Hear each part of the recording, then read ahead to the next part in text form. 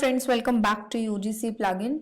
आज का सेशन आप सबके लिए बहुत इंपॉर्टेंट होने वाला है क्योंकि आज के सेशन में मैं आपके साथ सब्जेक्टिव पेपर से जुड़ी सारी डिटेल्स शेयर करने वाली हूँ। सो सब्जेक्टिव पेपर की अगर आप प्रिपरेशन कर रहे हैं तो इस सेशन से आपको काफ़ी चीज़ें जो है क्लियर हो जाएंगी। हो सकता है इनमें से कुछ चीजें आपको पहले से पता हो, बट हो सकता है बहुत सारी चीजें आपके लिए इसमें नई हो जो आपके एग्जाम की प्रिपरेशन के लिए और जो आपके एग्जाम के पैटर्न के लिए आपको जानना बहुत जरूरी है।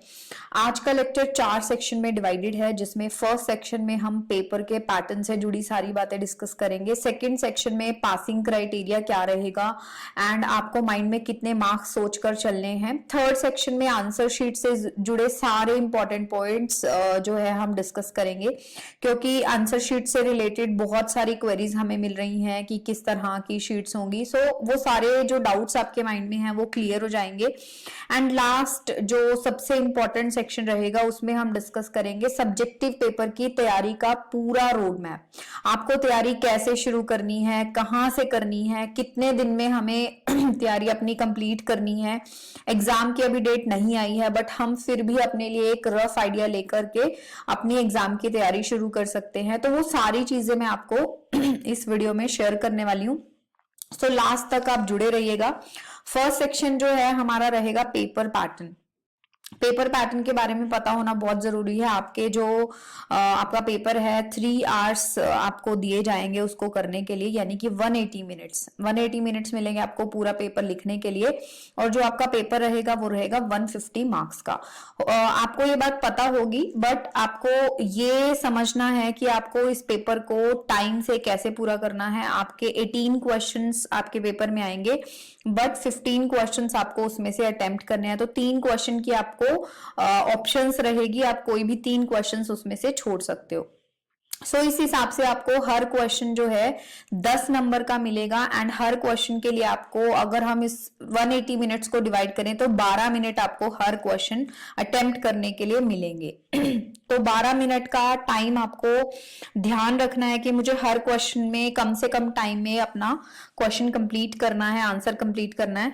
इसी टाइम के अकॉर्डिंग आपको रोज प्रैक्टिस करनी है एंड 2 से 3 क्वेश्चन डेली टाइमर लगा के आपको सॉल्व करने चाहिए। जो बच्चे अभी प्रैक्टिस नहीं कर रहे हैं, सिर्फ रीडिंग के ऊपर उन्होंने जोर दिया हुआ है, उनके लिए ये बहुत जरूरी है कि एग्जाम आपका छूटे ना। क्योंकि बहुत सारे स्टूडेंट्स का ये बाद में रहता है कि मैम मेरे क्वेश्चंस कंप्लीट नहीं हुए, मेरा पेपर छूट गया। तो उस पेपर को कंप्लीट करने की भरपाई हम अब करेंगे, ताकि हम रेगुलर प्रैक्टिस करें और हमारा जो हाथ है, हमारा माइंड है, वो सिंक हो जाए एंड हम टाइम से अपना पेपर कंप्लीट कर सके।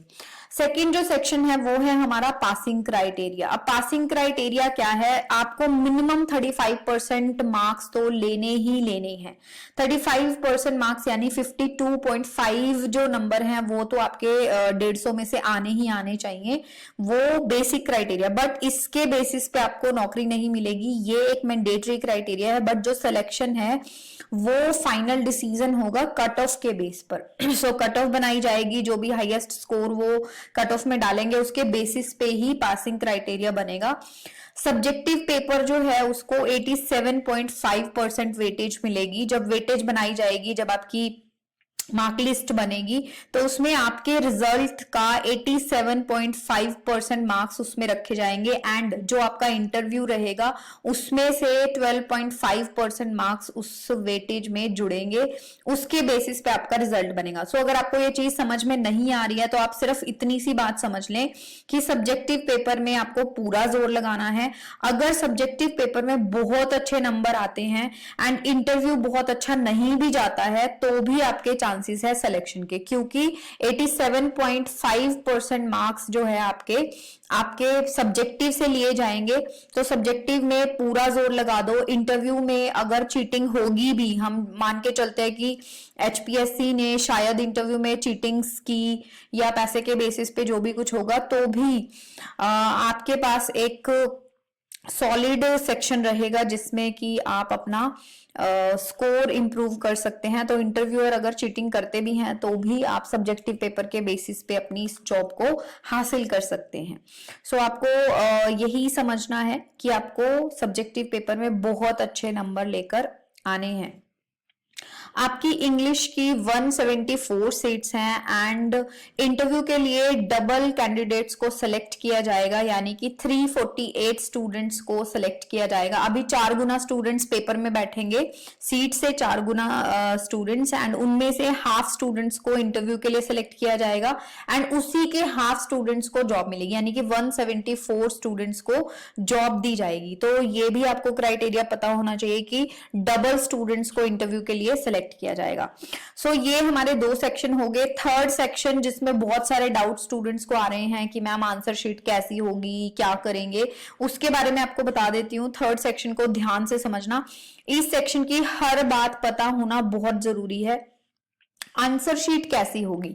आंसर शीट, आपको आंसर शीट में क्वेश्चंस लिखे हुए मिलेंगे, एक तो क्वेश्चन पेपर भी आपको मिलेगा, बट जो आंसर शीट है, जैसे छोटे बच्चों को मिलता था ना कि एक क्वेश्चन टीचर ने लिख दिया, नीचे स्पेस दे दिया कि इतने स्पेस में आंसर लिखना है, इसी तरह से आपको भी आंसर शीट में क्वेश्चंस लिखे हुए मिलेंगे और नीचे स्पेस छोड़ा हुआ मिलेगा। कितना स्पेस छोड़ा होगा? 2 शीट आपको स्पेस की मिलेगी, यानी कि अगर आप नोटबुक का एक पेज उठाते हो उसका आगे पीछे, फिर दूसरा पेज उठाते हो उसका आगे पीछे, यानी कि 4 पेज, कुल टोटल 2 शीट और उसका आगे पीछे मिला के 4 पेजेस आपको एक आंसर के लिए मिलेंगे। वो छोड़े होंगे, उससे ज्यादा आपको नहीं लिखना है, थोड़ा बहुत कम चलेगा, आधा पेज अगर आप छोड़ना चाहते हो, आपको लगता है कि मेरा आंसर इसमें कंप्लीट हो गया, दैट इज फाइन। अगर आप थोड़ा लेंदी लिखना चाहते हो तो आप वो पूरी की पूरी शीट भर सकते हो, बट आपको एक्स्ट्रा शीट नहीं मिलेगी। सो एक शीट का आगे पीछे, दूसरी शीट का आगे पीछे, इस तरह से 4 शीट्स आपको मिलेंगी एक क्वेश्चन के लिए। और शीट्स कैसी मिलेंगी? कुछ स्टूडेंट्स पूछ रहे थे कि लाइन वाली मिलेंगी या प्लेन मिलेंगी, तो अभी तक जो हमें समझ में आया है वो आया है कि प्लेन शीट्स आपको मिलेंगी। इसलिए या तो आप प्लेन A4 शीट्स खरीद लो प्रैक्टिस के लिए ताकि आपकी लिखने की प्रैक्टिस हो जाए, या फिर एक प्लेन शीट्स का स्पाइरल वाला रजिस्टर आता है मार्केट में, अच्छा मोटा रजिस्टर, आपकी पूरी जो है प्रैक्टिस एक ही रजिस्टर में हो जाएगी। सो आप एक स्पाइरल वाला अच्छा मोटा रजिस्टर खरीद लो और उसके ऊपर डेली 4-4 पेजेस की आप 2-2, 3-3 क्वेश्चंस की प्रैक्टिस करके देखो। सो वो आपको काफी हेल्पफुल रहेगा पेपर में। ये पेपर की तैयारी होती है, जो होता है ना कि सिलेक्शन किन बच्चों का हो गया, मैम मैंने इतनी तैयारी की थी बट फिर भी मेरा सिलेक्शन रह गया, ये छोटी छोटी बातें जो है हमें ध्यान रखनी पड़ती हैं, इन्हीं में हम पीछे रह जाते हैं। अगर इन्हीं में हम पीछे रह जाएंगे तो जो परफेक्ट स्टूडेंट्स हैं जिनको जॉब्स मिलती हैं उनके बराबर हम नहीं पहुंच पाएंगे। तो हमें किसी भी तरह की कमी नहीं छोड़नी है। देखो जो चीटिंग्स हैं उनका हम कुछ नहीं कर सकते, पॉलिटिकल एजेंडाज हैं उनका हम कुछ नहीं कर सकते, बट हम अपनी तरफ से बेस्ट दे सकते हैं इस जॉब को लेने के लिए। सो अलग से क्वेश्चन पेपर आपको मिलेगा, ये भी आपको ध्यान रखना है। तो आप एक बार फटाफट से क्वेश्चन पेपर की रीडिंग कर सकते हो कि मुझे कौन कौन से क्वेश्चन आता है, उसमें टिक कर सकते हो। उससे भी आपको काफी हेल्प मिलेगी कि पहले आपको कौन सा क्वेश्चन अटेम्प्ट करना है, दूसरा आपको कौन सा। शीट्स के बाद आंसर्स की चेकिंग की बात करते हैं। आपके आंसर्स एक सीक्वेंस में चेक होंगे और 15 ही क्वेश्चंस चेक होंगे। अब इससे आप ये कंफ्यूज मत हो कि ऑप्शन देने का क्या मतलब है, अगर 15 ही क्वेश्चन चेक होंगे पहले, ऐसा नहीं है। मतलब ऐसा है कि सपोज आपको क्वेश्चन नंबर 1 नहीं आता, ठीक है, एंड क्वेश्चन नंबर 5 भी नहीं आता और क्वेश्चन नंबर 7 भी नहीं, सिर्फ मैं आपको एक सपोज करने को कह रही हूं कि ये 3 क्वेश्चन नहीं आते, तो आप इन 3 क्वेश्चन को छोड़ सकते हो, बाकी के 15 क्वेश्चन अटेम्प्ट करो, वो आपके चेक होंगे, ठीक है। बट सपोज आपने क्वेश्चन नंबर 5 जो है, जो आपको नहीं आता, आपने थोड़ा शुरू कर दिया, तो आपका वो चेक होगा, ठीक है। अगर आप उस पर कांटा नहीं मारेंगे तो आपका वो चेक होगा, एंड जो लास्ट क्वेश्चन आपका होगा शीट पे वो आपका चेक नहीं होगा, क्वेश्चन नंबर 5 वो चेक कर लेंगे। तो इस चीज को इस तरह से समझो कि आपको वो क्वेश्चन अटेम्प्ट करने हैं जो आपको बहुत अच्छे से आते हैं। अगर आपको क्वेश्चन नंबर 20 या क्वेश्चन नंबर 18 आता है ठीक है, आप उसको करो। अगर आपको लगता है कि ये क्वेश्चन मुझे सबसे ज्यादा अच्छे से आता है और मैं इसको जल्दी जल्दी कर लूंगा या कर लूंगी, तो आपको यही करना है। सबसे पहले आपको वो क्वेश्चन अटेम्प्ट करना है, क्योंकि जगह छोड़ी हुई है तो ये भी चक्कर नहीं है कि पहले ये कर दिया तो नंबरिंग गलत हो जाएगी या बहुत ही ऑकवर्ड हो जाएगा कि 18 कर दिया फिर 2 कर दिया फिर 5 कर दिया। नो, क्वेश्चंस की जगह, आंसर्स की जगह छोड़ी होगी तो आप जो मर्जी चाहे पहले वो क्वेश्चन अटेम्प्ट कर सकते हैं। तो मेरी तरफ से आपको ये एक सजेशन है कि आप वो क्वेश्चन सबसे पहले करें जो आपको सबसे अच्छा आता है। इससे क्या होगा, आपका कॉन्फिडेंस बिल्ड होगा, क्योंकि अगर हम एक या दो क्वेश्चन भी अच्छे से लिख लेते हैं तो हमारा कॉन्फिडेंस जो है वो हाई हो जाता है, एंड सारा गेम ही कॉन्फिडेंस का है एग्जाम में। ठीक है, सो जिस सीरीज में आपको आते हैं उसी सीरीज में आप क्वेश्चन करना। आप 1 2 3 इस सीरीज का ध्यान बेशक ना भी रखें। एक और खास बात का आपको ध्यान रखना है, अगर आपके एक क्वेश्चन शुरू कर दिया आपने, ठीक है, और उसका एक पैराग्राफ आपने लिख दिया, सपोज आधा पेज या कुछ भी आपने थोड़ा सा भी लिख दिया, 2 लाइनें भी लिख दी, और आपको लगा कि मुझे ये क्वेश्चन नहीं करना चाहिए क्योंकि शायद मुझे क्वेश्चन बहुत अच्छे से नहीं आता है, और आप नहीं चाहते कि ये क्वेश्चन आपका कंसीडर हो, तो आपको उसे अच्छे से कांटा मारकर आना पड़ेगा। क्योंकि अगर आप उसको काटोगे नहीं तो एग्जामिनर उस सीरीज में चेक करते करते उसी क्वेश्चन को चेक करेगा, एंड उसी हाफ पैराग्राफ या 2 लाइनों के बेसिस पे आपको उस क्वेश्चन के आंसर, क्वेश्चन के मार्क्स मिलेंगे, जिसकी वजह से जो कंप्लीट आंसर आपने किया होगा उसके नंबर आपके रह जाएंगे। सो आपको क्या करना है, अगर आपने कोई क्वेश्चन, आपको लग रहा है कि मैं नहीं चाहता कि एग्जामिनर 15 क्वेश्चंस की सीरीज में ये ना चेक करे, तो आपको उसको अच्छे से काटना होगा ताकि एग्जामिनर को पता चले कि अच्छा ये क्वेश्चन आप नहीं चाहते, तो आपको कांटा मारना है ताकि एग्जामिनर उसको कंसीडर ना करे। आपको उसी क्वेश्चन के बेस पे मार्क्स मिलेंगे जो आपका जो है काटा मारा हुआ नहीं होगा। तो इस चीज का आपको खास ध्यान रखना है कि जो भी आप क्वेश्चन लिख रहे हो कॉन्फिडेंटली मेक श्योर करो कि अच्छा ये क्वेश्चन इतना अच्छा है कि एग्जामिनर चेक करे। ठीक है, सो 2-3 लाइनें लिख के कई बार हम शुरू कर देते हैं, बाद में हमें लगता है कि नहीं ये तो मुझे आता ही नहीं है या आगे मुझे पता ही नहीं क्या लिखना है, तो ये चीजें हमें नहीं करनी है। एक और बहुत बहुत बहुत इंपॉर्टेंट चीज, कल हमने एक लाइव सेशन लिया था जिसमें हमने स्टूडेंट से बात की, जिसमें बहुत सारे स्टूडेंट्स ने ये बात कही कि हमें यही पता नहीं चलता है कि हम क्वेश्चन को अटेम्प्ट करें और बीच में हम भूल जाएं। तो हमेशा आपको क्या करना है, आपको क्वेश्चन को पहले सबसे अंडरस्टैंड करना है, फिर अपने माइंड में या फिर एक रफ पेज पे या क्वेश्चन पेपर के पीछे आपको क्या करना है, आपको पॉइंटर्स लिख के देखना है कि अच्छा ये 4 पॉइंट इसमें बन सकता है, मेरी आंसर की ये रूपरेखा होगी, ये मेरी आंसर की बॉडी रहेगी, मैं ये पॉइंट्स को इंक्लूड करूंगा या करूंगी। तो उसके बाद जो है आपको बहुत आसानी होने वाली है। ठीक है, तो आप ये चीज मेक श्योर करें। बाकी मैं आपको इन चीजों के ऊपर और भी डिटेल्स बताती रहूंगी। 4th जो सेक्शन है वो मोस्ट इंपॉर्टेंट सेक्शन है हमारे लेक्चर का आज, कि आप तैयारी कैसे करें, कहां से करें, ये सारी चीजें हम डिस्कस करने वाले हैं। सो अगर आपने अभी तक तैयारी शुरू भी नहीं की है या बहुत ढीली ढाली आपकी तैयारी शुरू हुई है या बहुत बिजी थे, तो भी इस सेक्शन के थ्रू आपको बहुत हेल्प मिलने वाली है। आपके 7 सेक्शंस हैं लिटरेचर के। ठीक है, 7 सेक्शंस लिटरेचर के हैं। कौन कौन से? शेक्सपियर है, रोमांटिक एज है, विक्टोरियन है, मॉडर्न है, पोस्ट मॉडर्न है, अमेरिकन है एंड इंडियन लिटरेचर है। सो इन सारे सेक्शंस में से आपको क्या तैयार करना है, इन सारे सेक्शंस का बेस आपको पता होना चाहिए। आपको सारे इंपॉर्टेंट ऑथर्स के नाम याद होने चाहिए एंड उनके इंपॉर्टेंट जो बहुत बहुत इंपॉर्टेंट वर्क्स हैं उनकी समरीज आपको पता होनी चाहिए, आपको वो पढ़कर जानी है। आपको समरीज कहां से मिलेंगी, मैंने आपको पहले ही सोर्सेज बताए थे। विकिपीडिया से आप ले सकते हो, स्पार्क नोट से ले सकते हो, ई नोट से ले सकते हो, और भी बहुत सारी ऑथेंटिक साइट्स हैं, बट ये तीनों फिर भी काफी ऑथेंटिक है। मैंने इनको यूज करके देखा है, मैंने इनसे पढ़ा है, मैंने इनसे मटेरियल लिया है। सो ऐसी साइट्स जो हैं ये फ्री में मिल जाती है। ई नोट्स का सब्सक्रिप्शन होता है, बट कुछ कुछ चीजें उस पर फ्री मिल जाती हैं। तो यहां से जो है आप ये समरीज पढ़ सकते हैं इंपॉर्टेंट ऑथर्स की।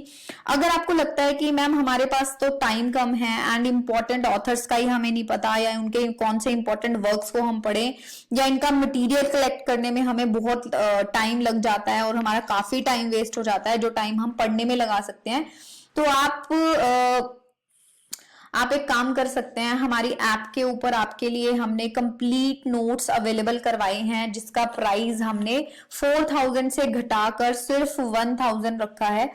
आप वहां से भी नोट्स ले सकते हैं। देखो, अगर आपको फ्री में मिलता, आपके पास टाइम है, आप पढ़ो, आपको कोई जरूरत नहीं है पैसे लगाने की। बट अगर आपको लगता है कि हमारा टाइम वेस्ट हो रहा है, हमारे पास टाइम ही बहुत कम है, तो फिर हम क्या करें? तो आप ये कर सकते हैं, सिर्फ 1000 रुपीज में वहां से सारे नोट्स कलेक्ट कर सकते हैं। एंड वहां पे जो नोट्स आपको मिलेंगे वो सारी सीरीज में होंगे, सारे इंपॉर्टेंट ऑथर्स, सारे इंपॉर्टेंट वर्क्स हमने उसमें कवर किए हैं, सबकी समरीज आपको दी हैं, कुछ कुछ वर्क्स के एनालिसिस भी हमने दिए हैं। सो हमारे पास बहुत सारी क्वेरीज जो है पिछले दिनों आ रही थी कि मैम हमें कंप्लीट कोर्स लेना है, कंप्लीट कोर्स में हमें एनरोल करना है। गाइज, हमारी जो सीट्स हैं वो ऑलरेडी बहुत पहले फुल हो गई हैं, एंड अब जो है हमारा वो कोर्स जो है हमने बंद कर दिया है कि हम और एडमिशंस उसमें नहीं ले रहे हैं। बट फिर भी हमें जब रिक्वेस्ट आई तो हमने इसका मिडवे निकाला एंड हम आपके लिए नोट्स लेकर आए। तो आप उन नोट्स से गाइडेंस ले सकते हैं, और साथ ही रेगुलर हम यूट्यूब पर हर चीज की जो है एक्सप्लेनेशन आपको दे रहे हैं, कैसे आपको तैयारी करनी है, किन चीजों का ध्यान रखना है। तो गाइडेंस की भी आपको कमी नहीं रहेगी। हाँ, अगर आपको कोई क्वेरीज होती हैं तो आप हमें कमेंट सेक्शन में डेफिनेटली पूछ सकते हैं। हम पूरी कोशिश करते हैं कि उन सारी चीजों के जवाब दें। एंड अगर आप ये नोट्स लेते हैं तो इनके अलावा आपको और कुछ पढ़ने की जरूरत नहीं रहेगी, एंड कंटेंट के लिए जगह जगह भटकना नहीं पड़ेगा। जैसे कल एक स्टूडेंट ने कहा कि मैंने 4 जगह पे एनरोल किया हुआ है, 4 डिफरेंट कोर्स मैंने परचेज किए हैं। गाइस, ऐसा मत करो, जहां पे मन टिके वो लो। मैं ये नहीं कह रही कि आप सिर्फ हमारे ही नोट से पढ़ो, जहां आपको अच्छा लगता है वो पढ़ो, बट एक जगह फोकस होके पढ़ो, क्योंकि एक ही चीज 4 जगह से पढ़ने से अच्छा एक ही जगह पे हम अच्छे से पढ़ लें, वो हमारे लिए ज्यादा जरूरी होता है।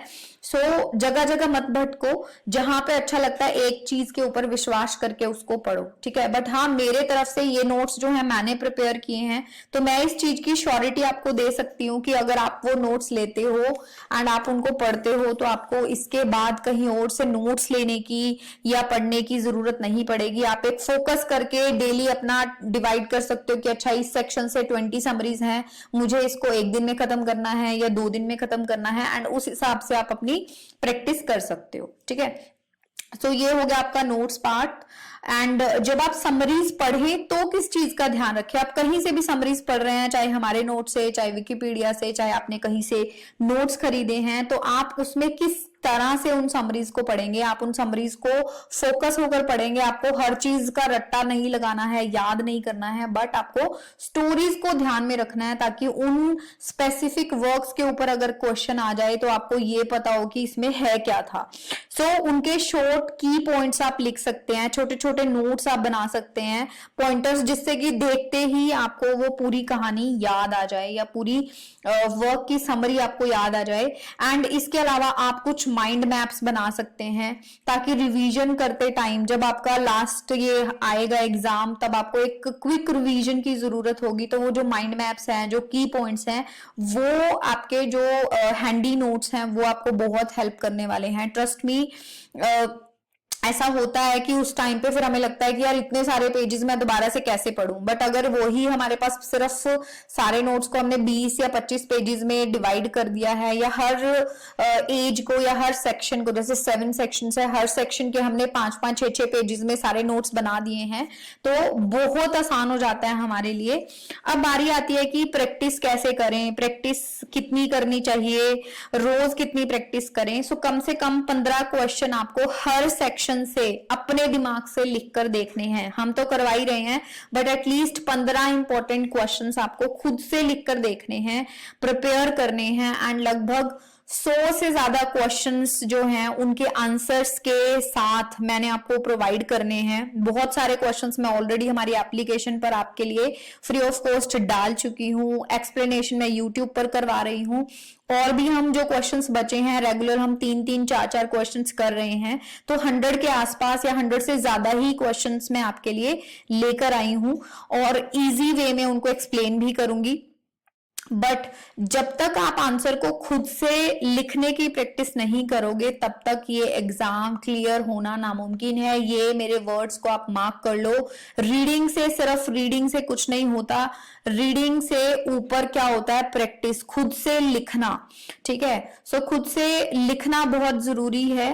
एंड अगर आपको ये लगता है कि मैं खुद से नहीं लिखूं, सिर्फ रीडिंग कर लूं या रट्टा लगा लूं या याद कर लूं, या याद करके उसी क्वेश्चन को जैसे हम छोटी क्लासेस में करते थे वैसे लिख लूं, उससे कुछ नहीं होगा जब तक आप अपने दिमाग पर जोर नहीं डालोगे। आपको करना क्या है? डेली 2 से 3 क्वेश्चन आपको पिक करने हैं, उनके आंसर्स आपको लिखने हैं एंड टाइम नोट करना है। टाइम नोट करना बहुत जरूरी है कि मैंने कितने मिनट में जो है एक क्वेश्चन लिखा।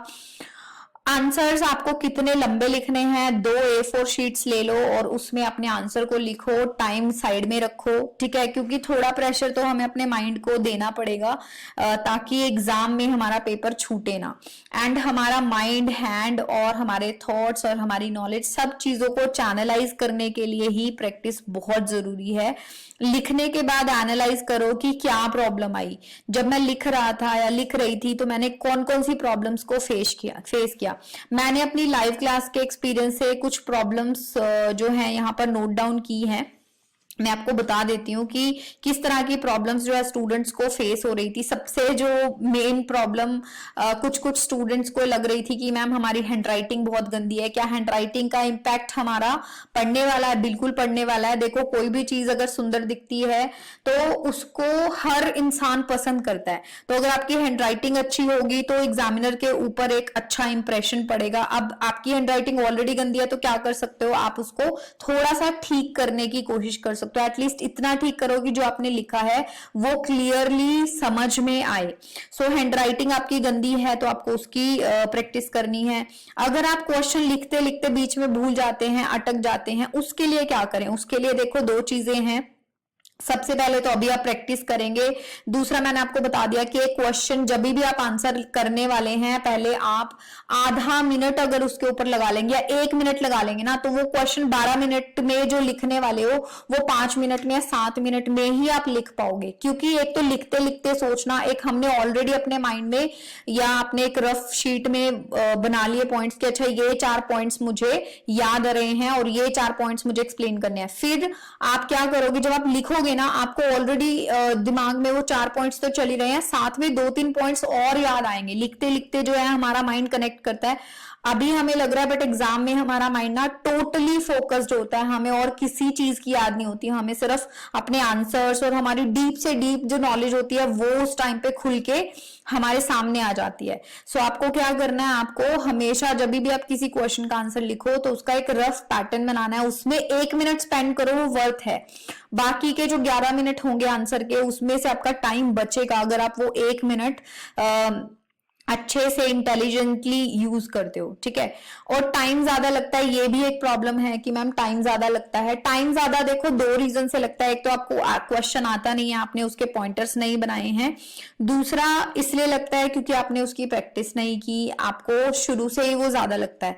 तो जब आप रोज प्रैक्टिस करेंगे टाइम देखकर, आप इस चीज के ऊपर खुद ही शॉक हो जाएंगे कि पहले दिन अगर आपको 20 मिनट लग रहे हैं, दूसरे दिन आपको उससे कम समय लगेगा, तीसरे दिन धीरे धीरे वो घटता जाएगा। क्योंकि हमारे जो हैंड्स हैं उसको लिखने की आदत छूट जाती है। इतने टाइम से बहुत सारे लोग जो हैं वो लिख भी नहीं रहे होंगे, तो हमें उनको दोबारा से प्रैक्टिस में लाना है ताकि वो एग्जाम के टाइम पर दुखे ना। ठीक है, सो कमेंट सेक्शन में आप मुझे ये बता सकते हैं कि आपको और कौन सी प्रॉब्लम्स फेस होती हैं जब आप प्रैक्टिस करते हैं, या आपके माइंड में कुछ लगता है कि जब एग्जाम होगा तो मुझे ये प्रॉब्लम फेस हो सकती है। आप इन प्रॉब्लम्स को कमेंट सेक्शन में बताना। मेरे को जो बेस्ट पॉसिबल सॉल्यूशन पता होगा मैं वो आपको बताऊंगी।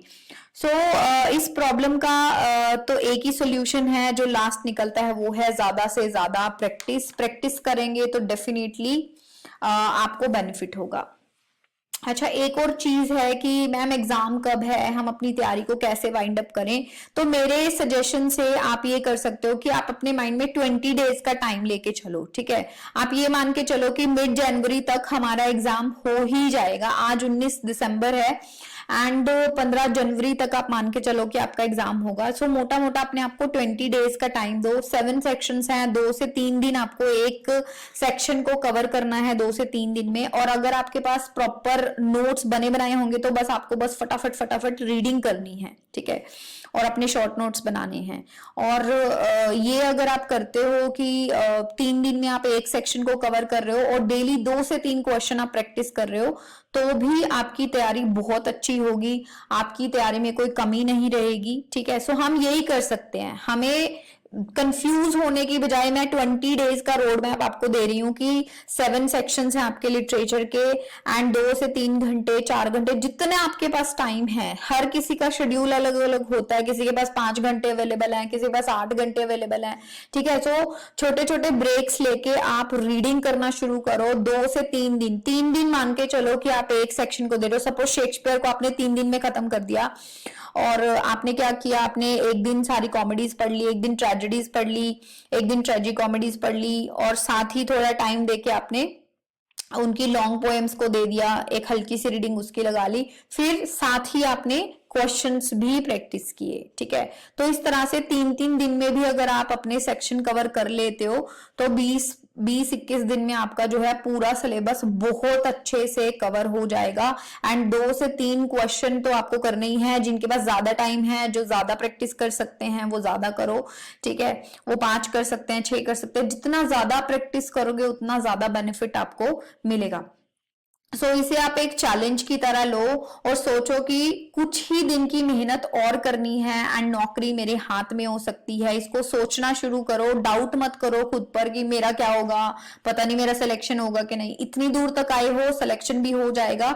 मुझे बार बार एग्जाम नहीं देने, ये चीज सोचो कि बार बार प्रिपरेशन के लिए मुझे रोज बैठना नहीं पड़ेगा। अगर मैं ये 20 दिन बहुत अच्छे से मेहनत कर लूं, जान लगा दो, सारे एक्सक्यूजेस को दूर कर दो। ठंड है, आलस आता है, घर में टाइम नहीं मिलता, मेरी तो नौकरी है मैडम ऑलरेडी, जो भी एक्सक्यूज हैं उनका सोल्यूशन करो एंड ये 20 दिन अपनी पूरी जान लगा दो, अपना 100% दे दो, ठीक है। ये नौकरी आपको मिल गई एक बार, फिर उसके बाद आपने सारी चीजें एंजॉय करने के लिए ही टाइम लगाना है।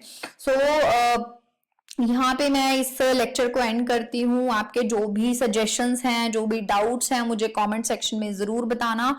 एंड हम पूरी कोशिश करते हैं आपके हर कमेंट का रिप्लाई करने का, जो भी हमें लगता है कि हाँ इस स्टूडेंट को बहुत जरूरी है।